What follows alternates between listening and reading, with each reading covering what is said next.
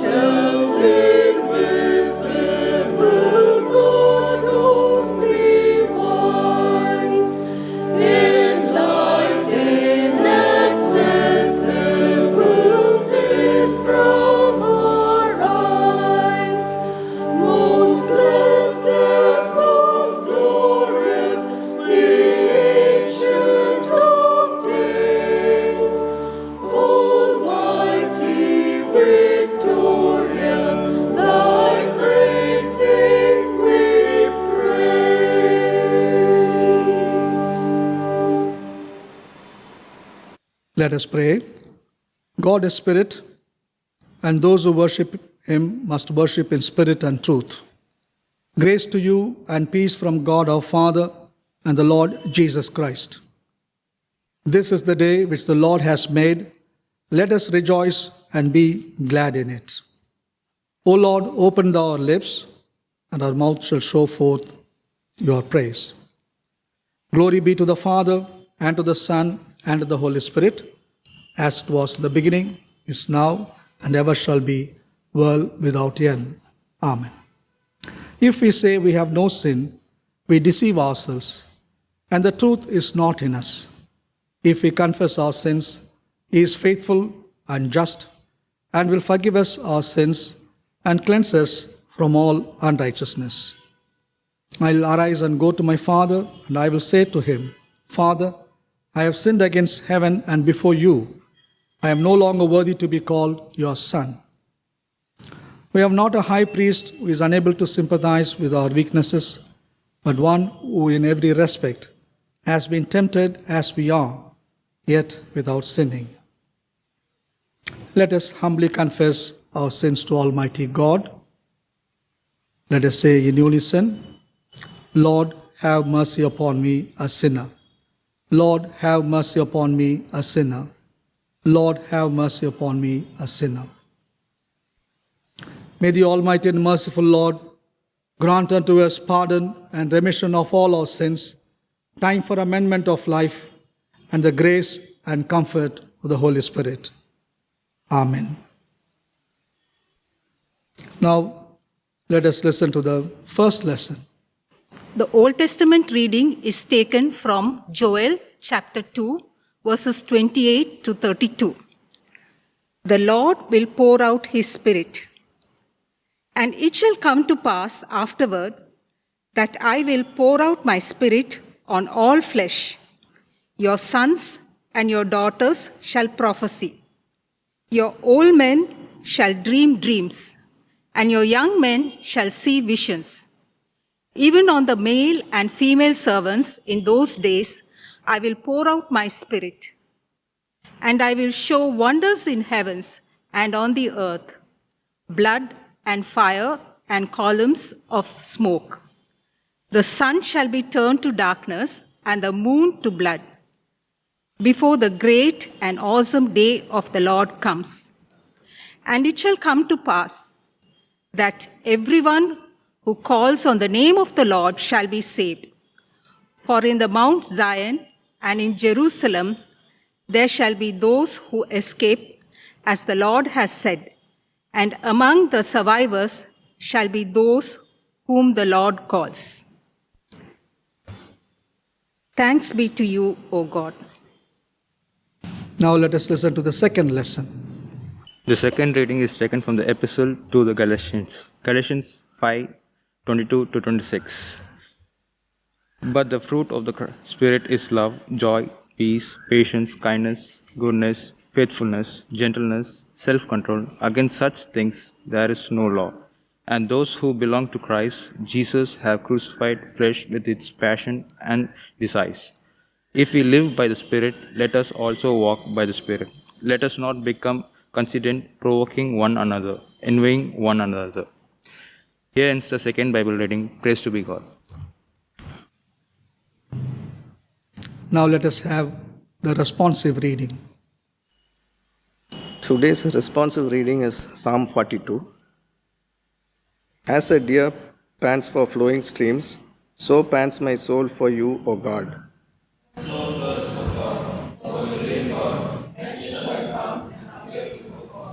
My tears have been my food day and night, while they say to me all the day long, where is your God?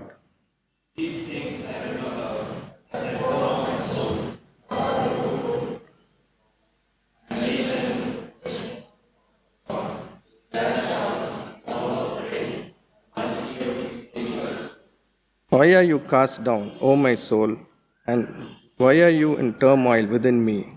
Hope in God, for I shall again praise Him, my salvation.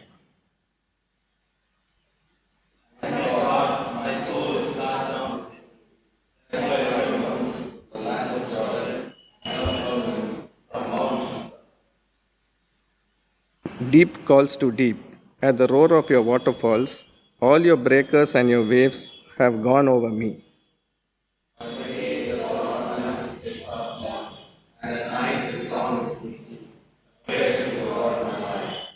I say to God, my rock, why have you forgotten me? Why do I go mourning? Because of the oppression of the enemy?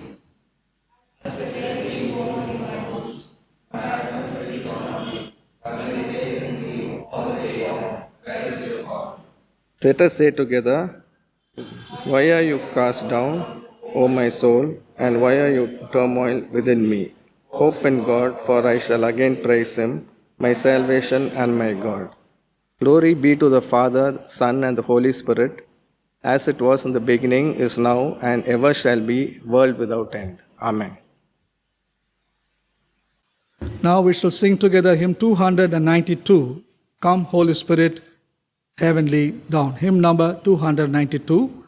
After this hymn, the Reverend Cecil James Victor will bring God's message to us this morning.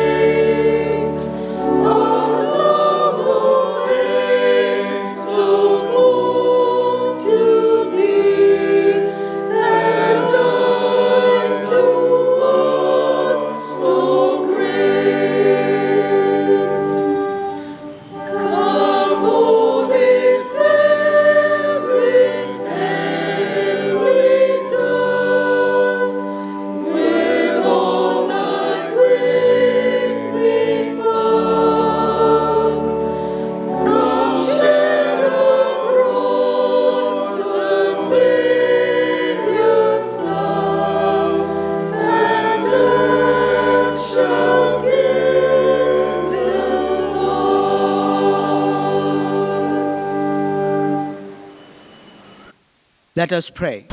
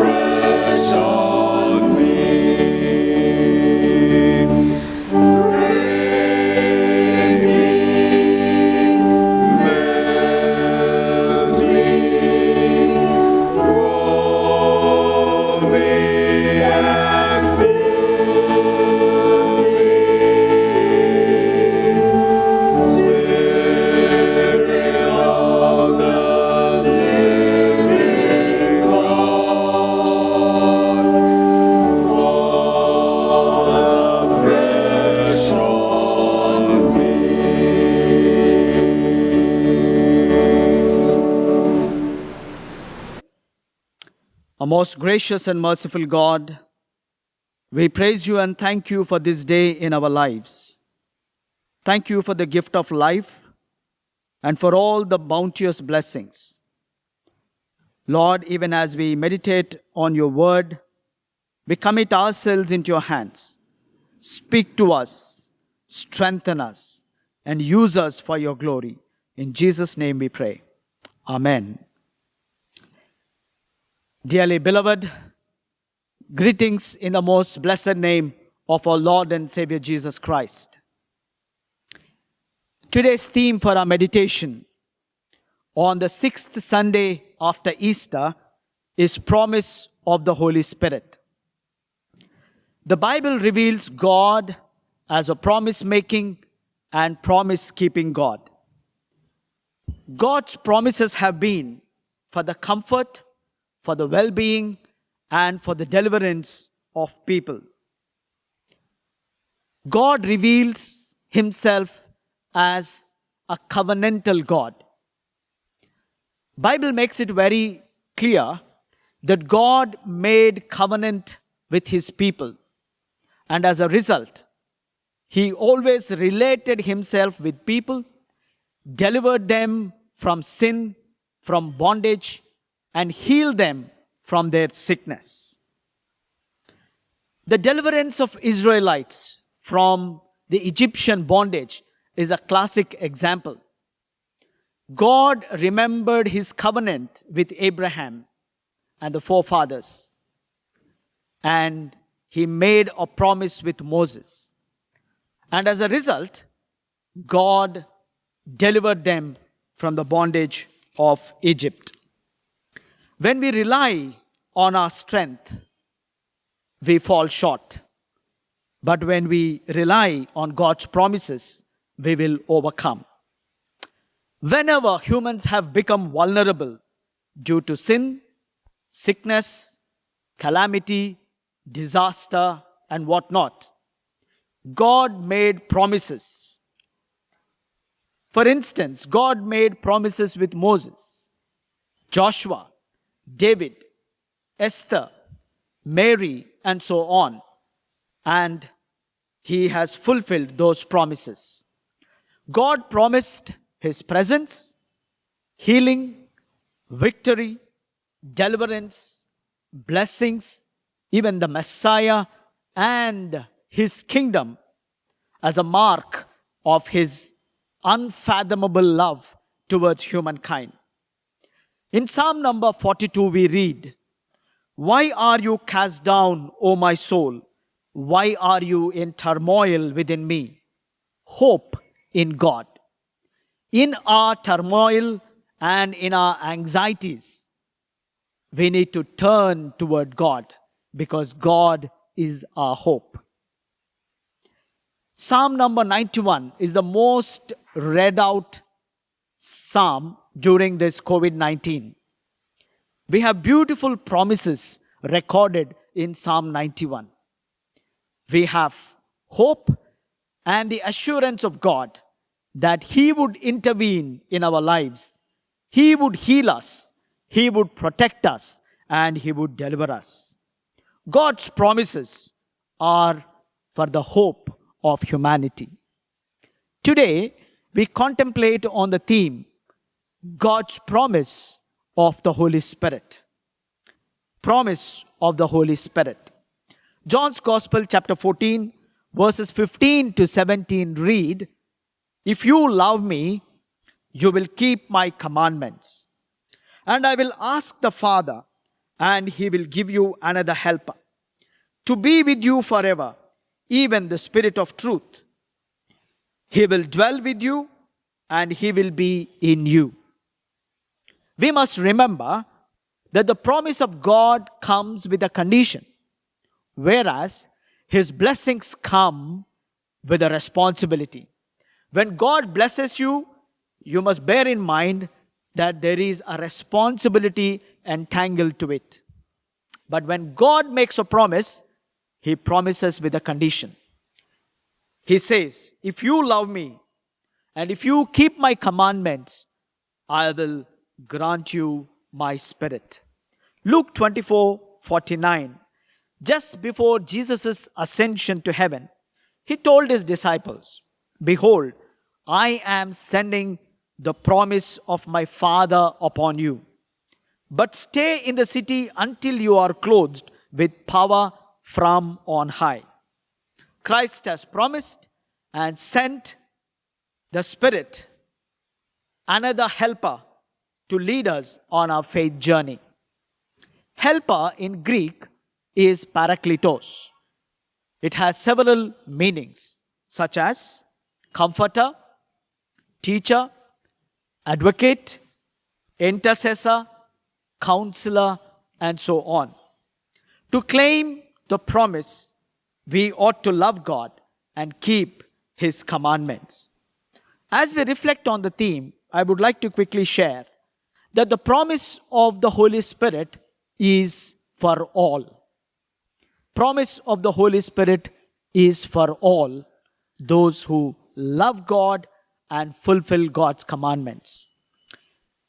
In the book of Joel, we see the prophecies. Prophecies of physical deliverance and spiritual revival of Judah. The prophecies contained judgment, restoration through repentance, and outpouring of the Spirit of God. And the people of Israel thought that the judgment would be upon the non-Jews, whereas the restoration would be for the Israelites. And the outpouring of the Holy Spirit would be upon them alone. They had a very exclusive idea about God and God's promises. But here, in contrast, we see the inclusive dimension in God.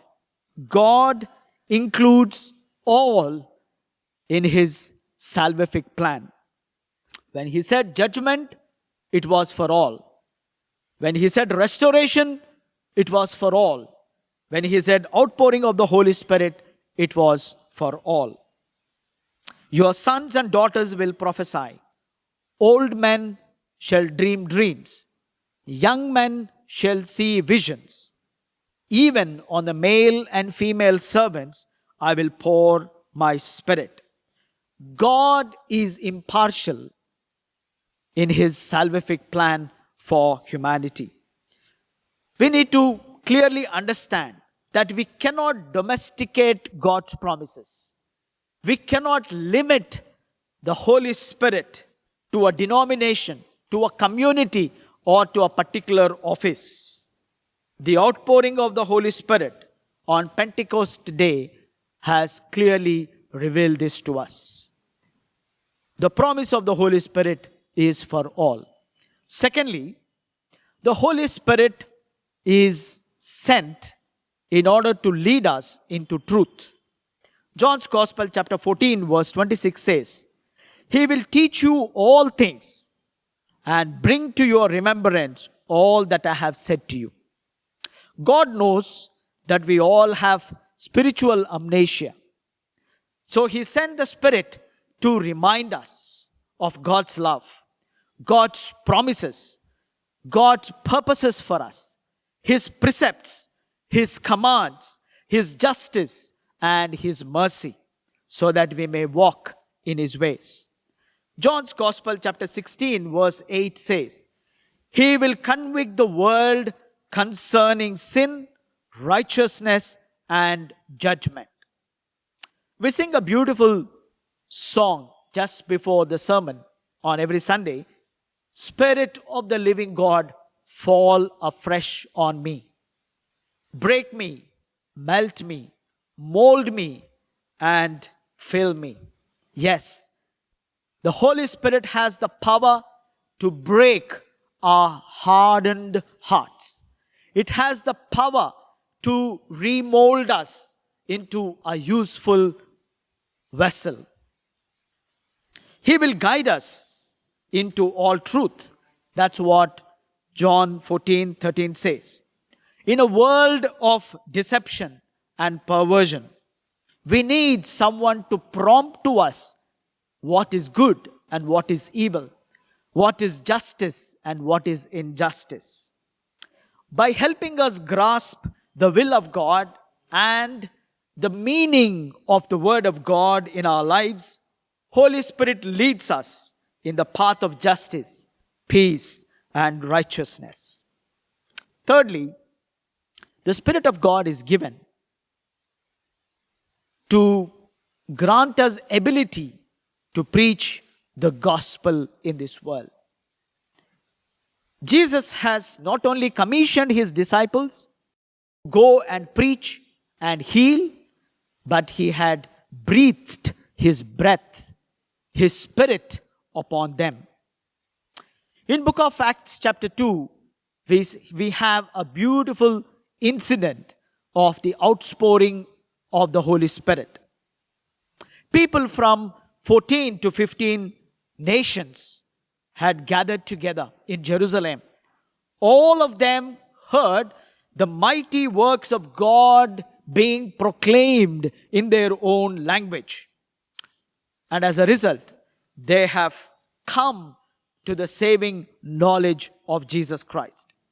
This enabling power was experienced not only by the early apostles, but down the centuries by the missionaries, by the men and women of God in every aspect of their faith journey.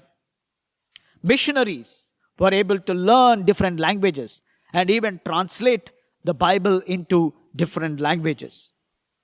The enabling power is felt by every preacher when they are filled by the Holy Spirit in order to interpret the scriptures appropriately to our context.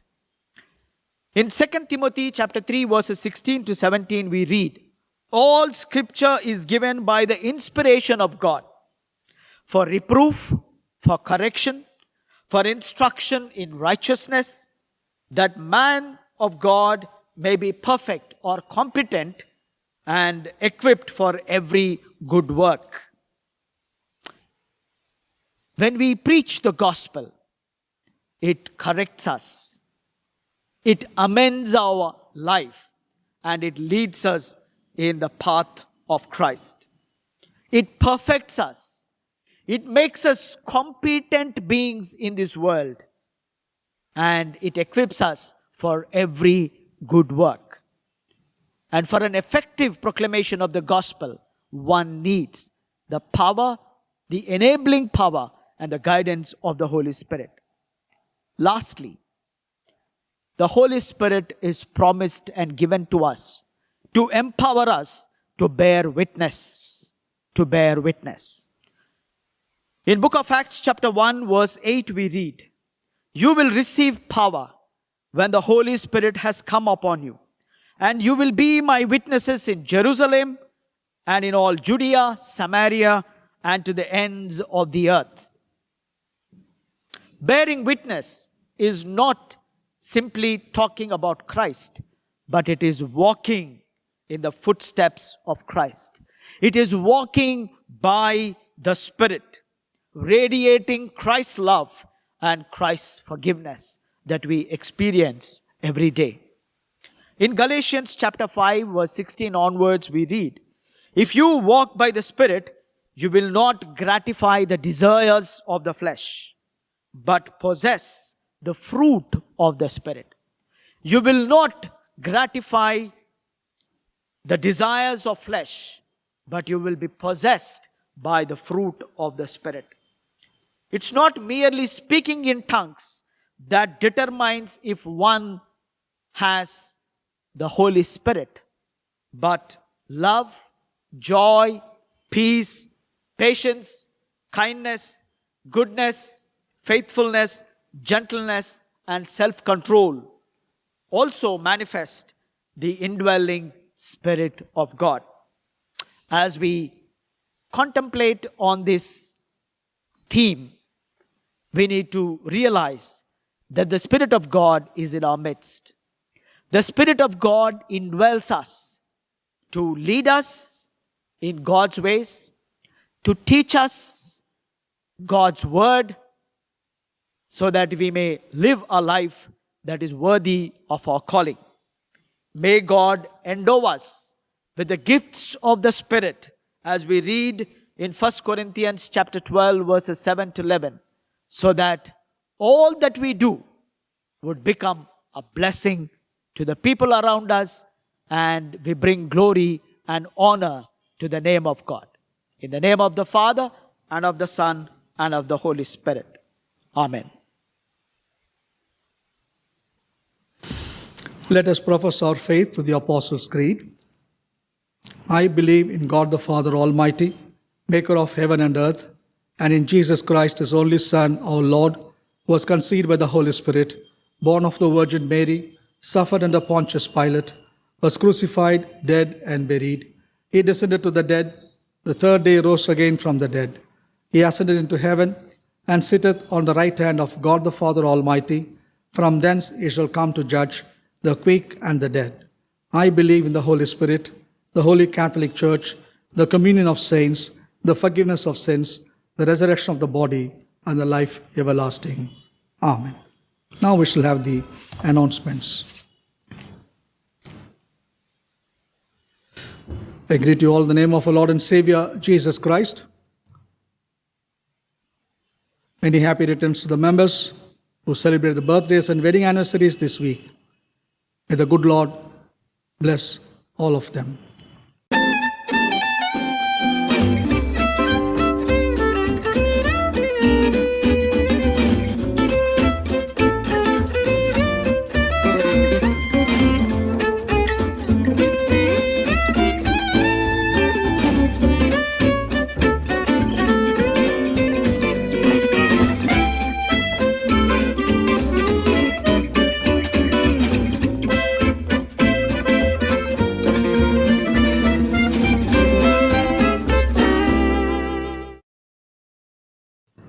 I sincerely thank the members who responded to my appeal for Parivalaya. Thank you for your generous contribution. May God bless you. We distributed what we call dry ration kit to 45 families last week. Poor and needy families of Parivalaya and Study Center received these kits. You can see some of the clippings.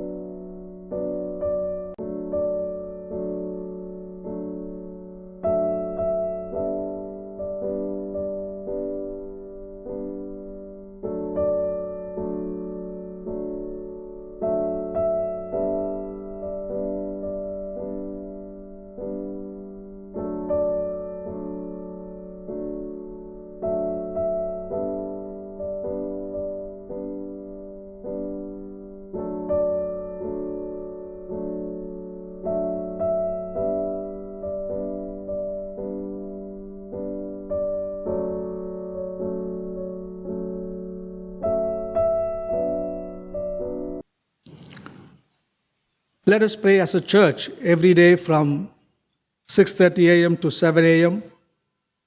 and on Fridays from 7 p.m. to 8 p.m. Next Sunday is Pentecost Sunday. Please pray for West Bengal and Odisha.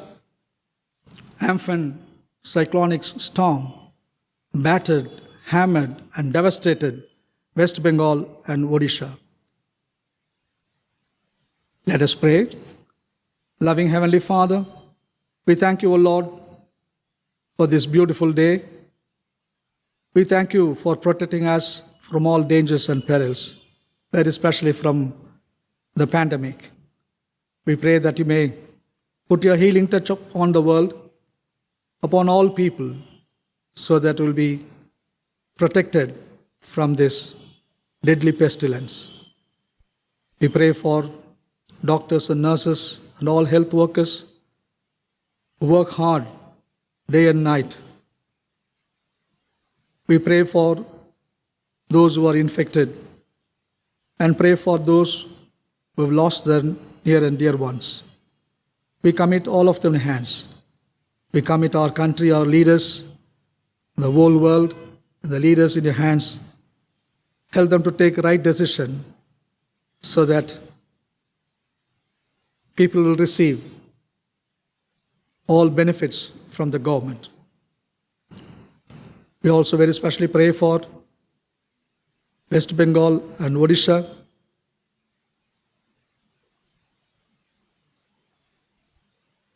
Amphan cyclonic storm devastated these two states and also part of Bangladesh. We commit the respective governments in your hands, O Lord, as they make efforts to bring relief to the affected people. We pray that you may guide them so that they can bring relief to the people. We at this time very specially pray for the members. We celebrate the birthdays and wedding anniversaries this week. Bless each and every one of them. Fulfill all your plans and purposes in and through their life. Fulfill all the wishes and desires. Continue to use them as a source of blessing to others. We also, Lord, thank you for the members who have contributed generously towards Parivalia account and fund. We pray that you may enable us to involve in all the ministries of our church. We commit all the families of Egmore Wesley in your hands. Bless them, O Lord, and help them to realize that you are with them at all times, to take care of them, to guide them, to guard them, to protect them, and to use them. And once again, we commit all of us in your hands. Accept our praises, our petitions, and our supplications. Help us to come together next month by your grace to worship you as one family under one roof. Through Jesus Christ, our Lord, we pray. Amen. Let us say the Lord's Prayer together. Our Father, who art in heaven, hallowed be thy name. Thy kingdom come. Thy will be done on earth as it is in heaven. Give us this day our daily bread, and forgive us our trespasses, as we forgive those who trespass against us. And lead us not into temptation, but deliver us from evil. For thine is the kingdom, the power, and the glory, forever and ever. Amen. May the grace of our Lord and Savior Jesus Christ, the love of God, and the fellowship of the Holy Spirit be with us all now and forevermore.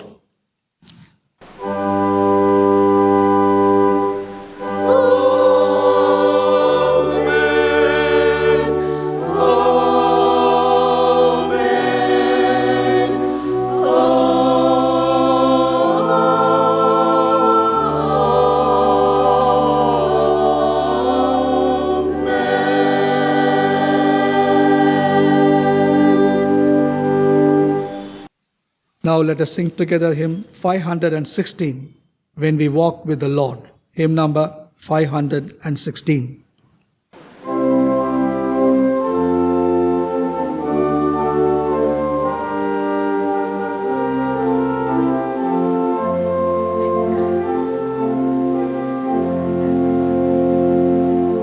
When we walk with the Lord in the light of His word, what a glory He sheds on our way. While we do His good will, He abides with us still, and with all who will trust and obey. Trust and obey, for there's no other way to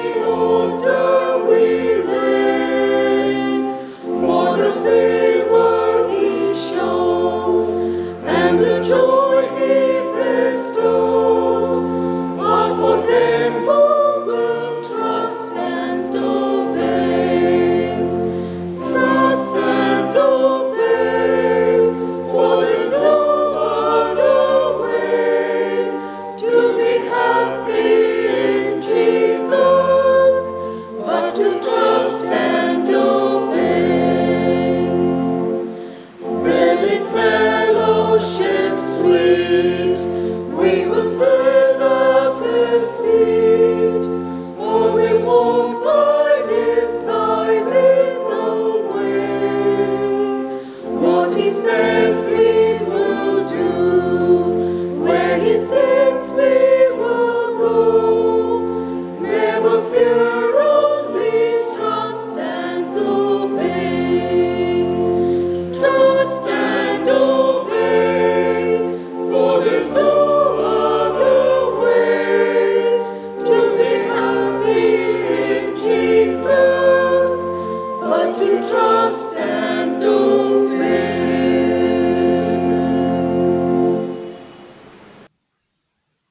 The Lord be with you. Go in peace to love and serve the Lord. In the name of Christ. Amen. God bless you.